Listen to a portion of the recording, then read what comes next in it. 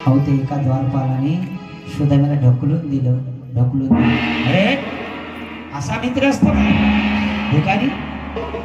सुदामजी रडायला लागले.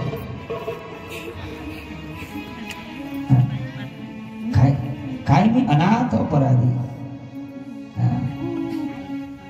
काय चुकी झाली असेल माझ्याकडून.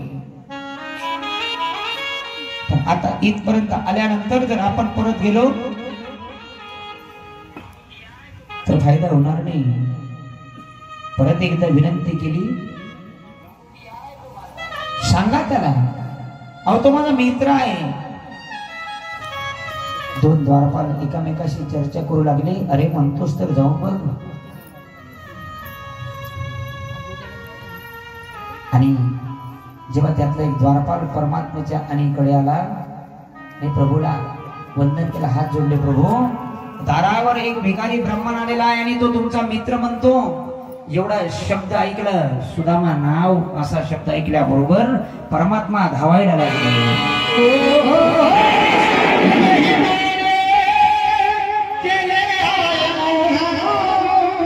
लगाया गले से सुदामा मोह लगाया गले से सुदामा मोह लगाया गले सुदामा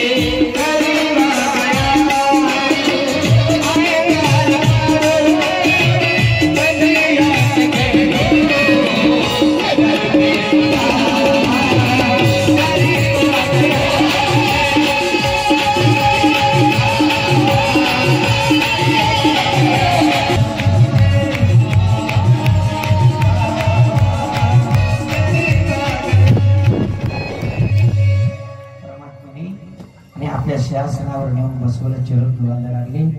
पाणी आणेपर्यंत परमात्म्याच्या अश्रूच्या आणि ईश्वर सत्य आहे आणि ईश्वराशी तुला संबंध जर ठेवायचा असेल तर तुझी वाणी सुद्धा कशी पाहिजे? सत्य पाहिजे. वर्तणूक सत्य पाहिजे. सत्य बोले मुखे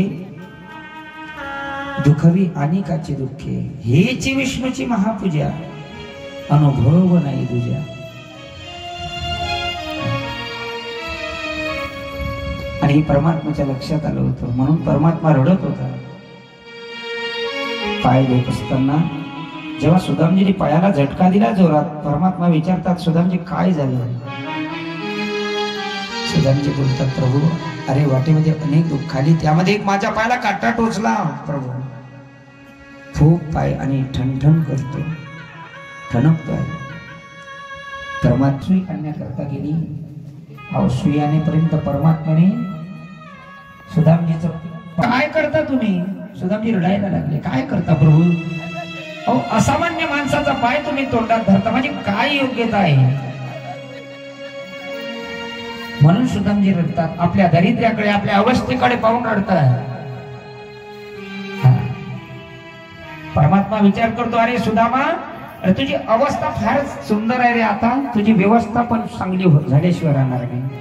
माणसाला आपली अवस्था बनवावी लागते, म्हणजे व्यवस्था चांगली होत असते. लोक अवस्थेकडे नाही पाहत, व्यवस्था विचारते.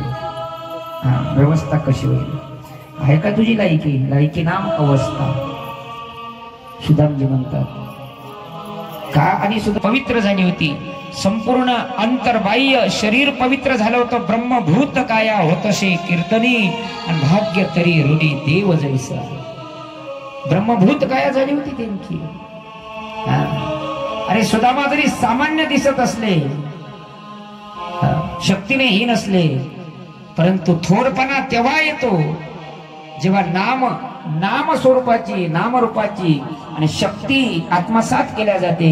तेव्हा जगाचा बाप जेव्हा त्याला आपल्या जवळ घेतो, हेच माणसाचे मोठेपणा आहे. दुसरं काय येते सोबत? आम्ही बरंच 7 दिवस ऐकलं, धनाने भोमो पशवश्य गोष्टे, भार्या गुरुद्वार जनस्मशान सुद्धा, आणि तुम्हाला तुमचा सांभाळ करण्याकरता देवाच्या जवळ गेल्यानंतर सुखाचं ठेव, गेलं मांडवावर जाऊ दे, सगळा मांडव मध्ये मरू दे. याचे काय आपल्याकडे काय शिल्लक आहे? सुदामजीकडे काय होतो? एक दिवस अन्नाचा